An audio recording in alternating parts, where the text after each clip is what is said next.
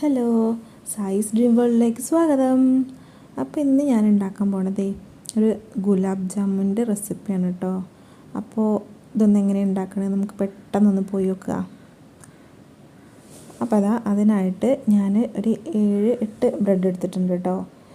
ഉപ്പില്ലാത്ത ബ്രെഡാണ് എടുത്തിട്ടുണ്ട്. എന്നിട്ട് അത് സൈഡൊക്കെ ഒന്ന് കട്ട് ചെയ്ത് മാറ്റിയിട്ടുണ്ട് കേട്ടോ. പിന്നെ അതൊന്ന് പൊടിച്ചെടുത്തിട്ട് വരാം കേട്ടോ. മിക്സിൻ്റെ ജാറിലിട്ടിട്ടൊന്ന് പൊടിച്ചെടുത്തു. അപ്പോൾ കണ്ടോ, ഞാൻ പൊടിച്ചെടുത്തിട്ടുണ്ട്. പിന്നെ അതൊന്ന് കുഴച്ചെടുക്കണം. അതിനായിട്ട് കുറച്ച് പാലെടുത്തിട്ടുണ്ട്. എന്നിട്ട് നമ്മുടെ ആ പൊടിച്ചെടുത്തേക്ക് ഒന്ന് ഇട്ടിട്ട് കൈ കൊണ്ട് മിക്സ് ചെയ്ത് കുഴച്ചെടുക്കുക കേട്ടോ. നല്ലോണം വെള്ളമായി പോകരുത്, നല്ല കട്ടിയാവരുത് കേട്ടോ. പിന്നെ ഈ പാലില്ലാന്ന് വെച്ചെങ്കിൽ നമുക്ക് കുറച്ച് പാൽപ്പൊടി എടുത്തിട്ട് കലക്കിങ്ങാണ്ട് അതാണെങ്കിലും എടുക്കാം കേട്ടോ. അപ്പോൾ ഞാനൊന്ന് റൗണ്ട് ചെയ്ത് എടുക്കുകയാണ്. കണ്ടോ, ഇതേപോലെ ചെറുത് നമ്മുടെ ഇഷ്ടത്തിനനുസരിച്ചിട്ട് വലുത് വേണമെങ്കിൽ വലുതാക്കാം, ചെറുതാണെങ്കിൽ ചെറുതാക്കാം. ഞാനൊരു മീഡിയം സൈസിലുള്ളതാണ് ഉണ്ടാക്കുന്നത്. അപ്പോൾ കണ്ടോ, ഇതേപോലെ ഒന്ന് ഉരുട്ടിയെടുക്കുക. നല്ല ഷേപ്പിൽ തന്നെ വരും കേട്ടോ, ബ്രെഡ് ആയതുകൊണ്ട്.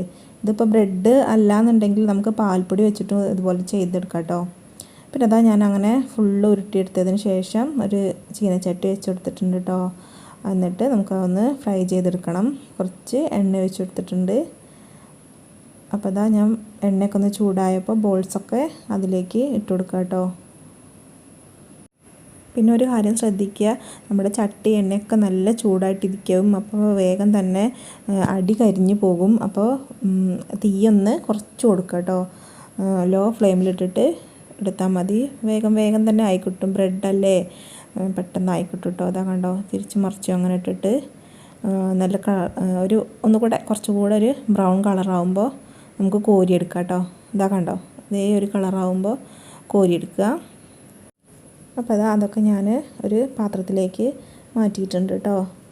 ഇനി നമുക്ക് അടുത്തതായിട്ട് വേണ്ടത് ഒരു പാത്രം എടുക്കുക. അതിലേക്ക് 1 കപ്പ് പഞ്ചസാര എടുക്കുക.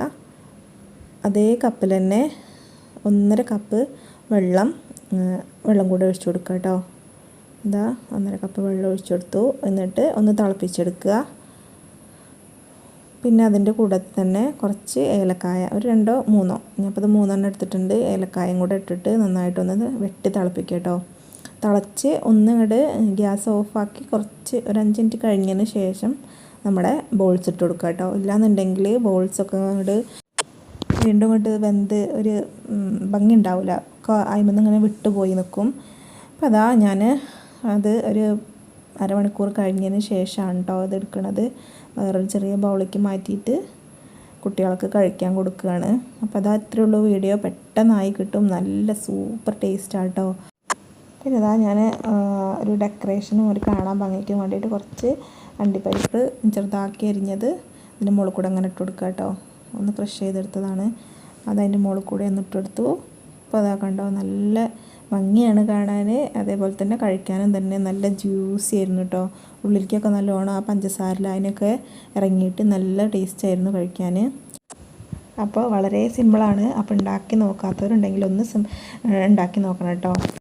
അപ്പോൾ വീഡിയോ എല്ലാവർക്കും ഇഷ്ടമായി എന്ന് കരുതുന്നു. അപ്പോൾ എന്നെ സപ്പോർട്ട് ചെയ്യാത്ത ആരെങ്കിലും ഇത് കാണുന്നുണ്ടെങ്കിൽ ഒന്ന് സപ്പോർട്ട് ചെയ്യണം കേട്ടോ. അതുപോലെ തന്നെ നിങ്ങളുടെ അഭിപ്രായങ്ങൾ എന്താണെങ്കിലും കമൻ്റായിട്ടൊന്ന് അറിയിക്കുക. നിങ്ങൾക്ക് വീഡിയോ ഇഷ്ടപ്പെട്ടിട്ടുണ്ടെങ്കിൽ ലൈക്കും ഷെയറും എല്ലാം ചെയ്യുക. അപ്പോൾ അടുത്തൊരു നല്ല വീഡിയോ ആയിട്ട് വീണ്ടും വരാം. താങ്ക്